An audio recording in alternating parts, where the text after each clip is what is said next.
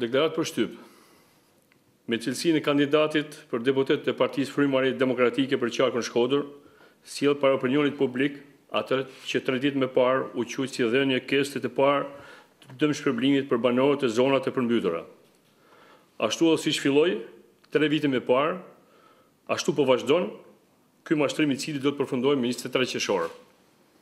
3 vite më parë, me përmbytjet e padëgjuara dhe të befasishme, sot më shumë kësi që la të zhgënjur banorët e komunave dhe qytetarët Shkodan, të cilën në 3 vite janë prekur për të 6ën herë nga përmbytjet, po ashtu la të shokuar opinionin publik si nga vonesa në afat, ashtu dhe nga asasia e dhënë për dëmshpërblim.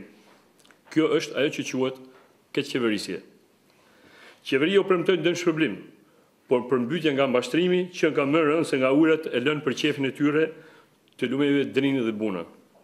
Shifra për 200 milion lekësh për mbi 7.500 familje, që me llogaritje të thjesht i kalon edhe është afër shifrës 3.000 lekë të reja, është pak a shumë sa çmimi i një vote pa menduar mirë në zgjedhjet e 23 qershore të cilat po afrojnë.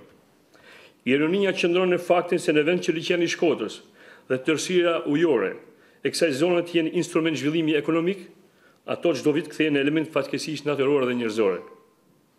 Por kthehen gjithashtu edhe një element pasigurie për të nesër. Nëse nuk merren masa efikase dhe të menjëhershme, pasojat mund të jenë të papërballueshme. Investimet e bëra pa kriter, të pamenduara, në alarm e në panik, me njerëz të pakualifikuar dhe të korruptuar, sërish nuk mundën të ndalonin as në vitin 2013 vërshimet e ujërave të kësaj nyje ujore të mrekullueshme. Kjo situatë e paprecedent po bën që banorët në nervozizëm të shtrojnë pyetjen e një alternative tjetër banimi. Durimi, mirëkuptimi, njerëzilleku në ekstrem i këtyre banorëve u mor për dobësi dhe pushteti i injoroi atë që të dëmtuarit deshen në të vërtetë t'i transmetojnë qeverisë të prodhuar me votat e tyre. Frymëmarrja Demokratike Dega Shkodër donon me forcë këtë sjellje mashtruese të qeveritarëve vendor dhe qendror, duke siguruar banorët e zonave të përmbytura se avokatura e kësaj force të re politike, me ekspertë të kualifikuar, me profesionalizëm, seriozitet administrativ dhe komunikim të vazhdueshëm me banorët e këtyre zonave, do të bëhet të mundur që të mos lejohet përsëritja e këtyre situata ekstreme në të ardhmen. Frymëmarrja Demokratike do marrë nisma ligjore dhe do prezantojë akte normativ të cilat shmangin në përkëmbën e qytetarëve në situata të ngjashme në të ardhmen.